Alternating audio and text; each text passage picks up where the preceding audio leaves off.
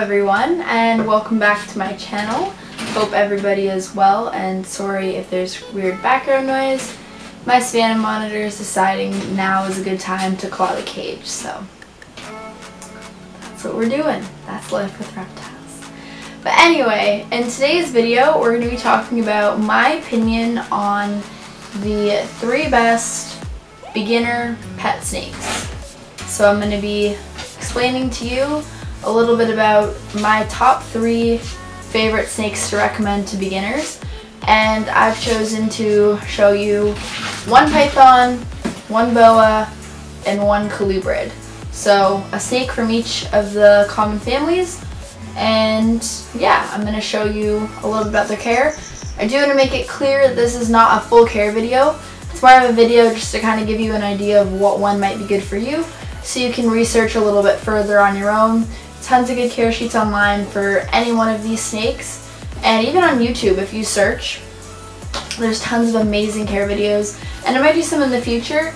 This is more of like just to get you started, and yeah, so I hope you guys enjoy, and let's get on to the video.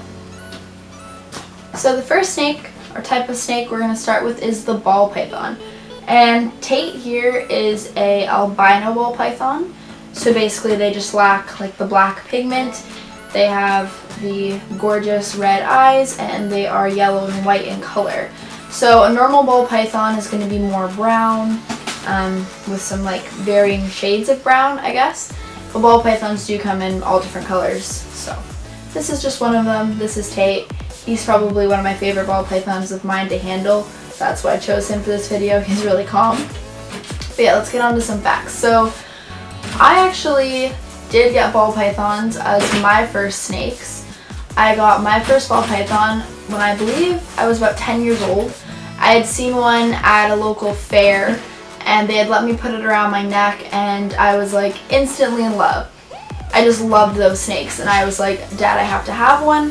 So I did research for like an entire year, and I ended up getting one. I think it was like for my 11th birthday, maybe 10th birthday, I'm not 100% sure. But the snake I got, I actually still have. Her name is Bones, and she is almost 10 years old now. And she's just a normal ball python. And I'll put some pictures up of her. A bunch of my adult ball pythons just recently ate, so I'm not handling any of them today. But I will put some pictures up of her when I had her when I was a really little kid. And she was always an awesome pet. She still is an awesome pet. And that's why I recommend ball pythons. I know everybody does. I know everybody's gonna be like, I'm tired of hearing ball pythons. Ball pythons are seriously one of the best pets. They're awesome. But anyway, I'll give you a few facts about them now. So, ball pythons are Python regius. That's their scientific or Latin name. Ball pythons are native to Central and Western Africa. So they come from a very warm and tropical climate, so they like it hot and pretty moist. So I don't like that word, but humid. We'll go with humid. They need it about 88 to 96 on their hot spot, and they like the ambient to be about 80. And yeah, so they're going to need it pretty warm. You can do that supplying a heat pad or a heat bulb, depending. Heat bulbs can dry out the tank, so most people just prefer to use heat pads. And ball pythons can live for up to 30 years, sometimes more with proper care. So they are a huge commitment. So that could be one of the downsides of ball pythons to some people. I think it's awesome. I think you can have this pet for longer than you're going to have your dog, longer than you're going to have your cat. They'll be with you through thick and thin for a really long time. So I think it's awesome. But if you're looking for a pet that's not going to live that long, whether you have aspirations of going to college or moving away somewhere where you can't have them, definitely wouldn't consider a ball python just because they do live so long, and it's really not fair on the animal to give it away when it's convenient for you.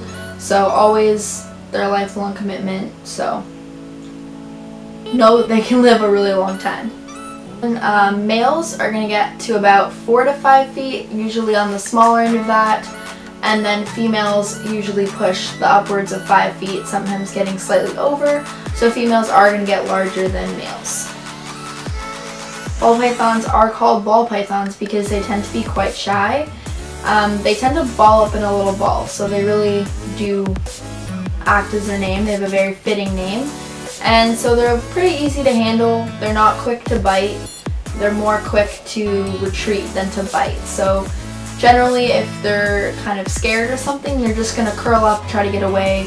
They're probably not going to bite. Not saying they can't bite. I've definitely been bit by a ball python before, but it's not as likely to be bit by a ball python. So yeah, that's a little bit about them. They do really well in bin setups as well as tank setups.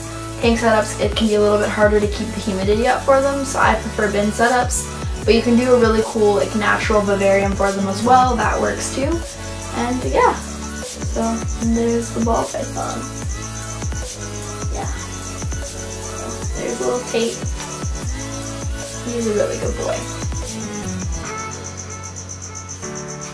So next up we have the corn snake. And corn snakes were actually my second ever snake when I was, I believe, 12 or 13 years old, something around there. I got two corn snakes. I got a male and a female. This is the male. He's an anery and his name is Bam Bam. So anery basically is his color or morph. And corn snakes, just like ball pythons, come in a variety of colors. You can pretty much get a corn snake for every color of the rainbow. And a neat thing about corn snakes is they're actually a little bit more affordable than ball pythons.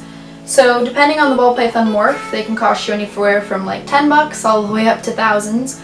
Corn snakes are going to be a little bit cheaper than that. Usually most corn snake morphs are very affordable. So if you want a really fancy corn snake, you're not going to have to worry so much about price like you would with the ball python. Corn snakes Latin. Oh, where are you going? Where are you going? Get on.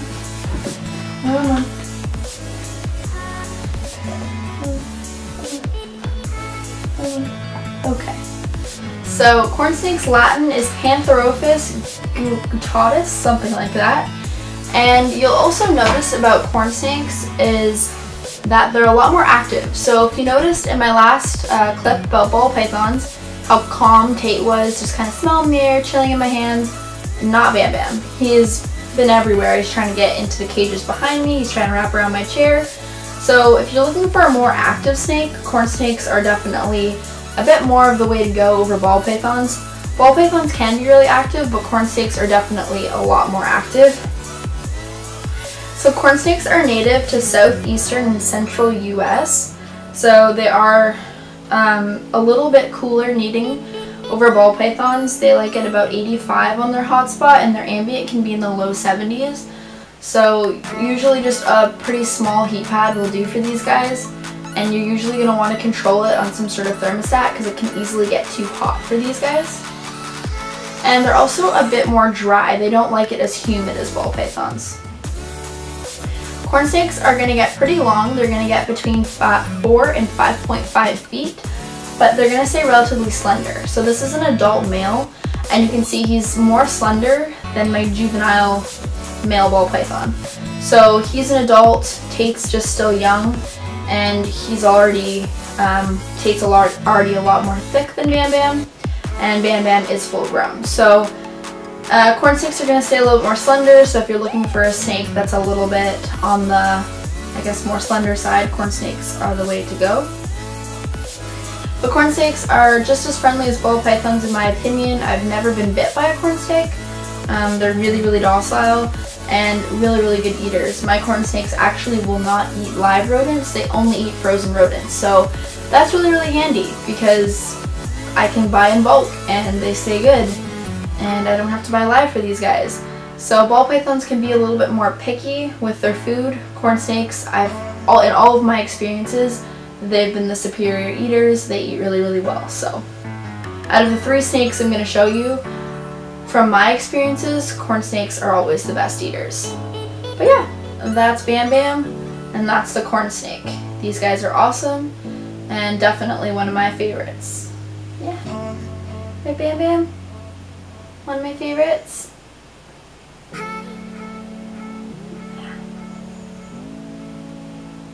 Right, so the last snake I'm going to show you is the Kenyan sand boa. It's the smallest snake I'm going to show you today. And here we have Jasper. This is my male Kenyan sand boa. He's just a little normal.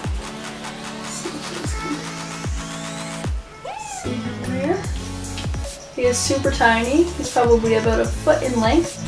So he's already over half of his already over halfway full grown. So he is super tiny.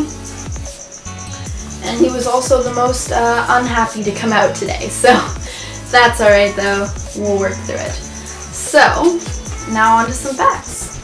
Kenyan sand boa is also known as Gongilophus colubrianus, and hopefully I said that somewhere near correct.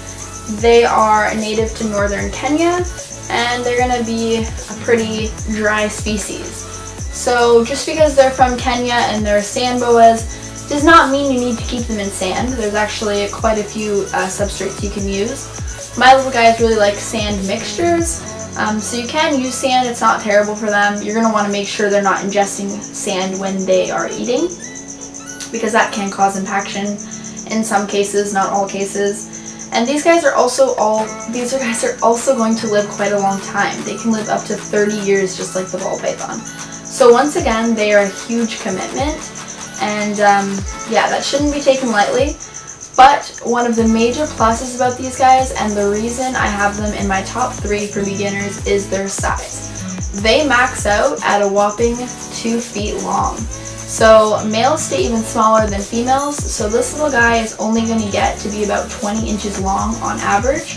Females can reach up to 2 feet, but generally they're not going to exceed that. So for their entire life, they can actually be kept quite happily in like a 15-gallon. And that's pretty small. So for somebody that doesn't have a lot of space and doesn't have a lot of like room to give to a pet, these guys are awesome. And they're gonna get pretty heavy bodied, but you can see like for their length they get pretty chubby, but it's actually the most adorable thing. And they have the most little bug-eyed eyes. I don't know if you guys will even be able to see that. The lighting is not fantastic. But they have the most little adorable eyes that kind of like sit on the top of their head. And they're actually a burrowing species, so they're going to spend most of their day in their substrate, and then when they feel like vibrations from prey walking on top, they'll come up and they'll strike. So they're ambush predators. And they'll just wait, and then when something like they feel something above the bedding, they'll pounce and they'll take it. So yeah, these guys are really awesome. For that, it's really cool to watch them eat. And both of my sand boas do eat frozen. I've had a little bit of trouble occasionally with them eating, but generally that's just more due to breeding season. I find these guys can be, at least my pair, is pretty finicky. They're both still too young to breed, but they both like to go off feed during breeding season. And another interesting thing about these guys is because they are boas, they're going to have live birth. So when you do breed them and you're successful, you're going to have little live baby sand boas coming out of them. Whereas both corn snakes and ball pythons produce eggs. So, they're there.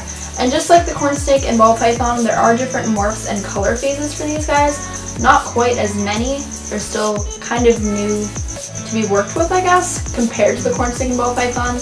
They've been in captivity for quite a while, but I guess morphs just haven't been as produced as a corn snake or a ball python. But there still is different colors to choose from. I really like just the normal though. I like the blotching, I like the pattern, and I like the solid white belly. But you can also get like stripes and cool things like that. So definitely a really, really cool species to work with. And more of the less common compared to corn snakes and ball pythons. So if you're looking for something a little bit different, these guys might be the way to go. Yeah. Right? Right, Jessica? You might be the way to go. So everyone, that was my top 3 snakes. Those are my favorite snakes that I recommend to beginners when I'm at work, at my the reptile shop I work at, or when people just ask me, you know, through Instagram or YouTube, they'll ask me like, what would you recommend, because I do have so many different types of snakes. And those are the 3 out of the snakes that I currently have that I would recommend for beginners. So you have the ball python for pythons, the corn snake for colubrids, and the Kenyan sand boa for boas. And I think any one of them will make great pets for people. They're all really, really docile. I can handle any one of these guys. They're all really, really basic to care for. They're definitely not as challenging as the tree boas that sit behind me here. These guys are a lot more simple, and they tend to do really, really well in captivity. So yeah, I recommend these guys. But as always, if you like the video, please thumbs it up. It really helps me a lot. And if you want to see more videos from me, I would love if you would subscribe. I think I am almost at 2,500 subscribers, which is crazy. Can't believe how fast this channel is growing. And I've been loving making videos more regularly. It's been awesome, and I can't wait to make more for you guys. And if you want to be notified about when I post, I'd love if you would press the little notification bell. That way you'll know exactly when I do post. And you can see these cute little faces of these adorable little snakes and other reptiles that I have doing cute things. So that's it for this video, and as always, we will see you next time. Bye!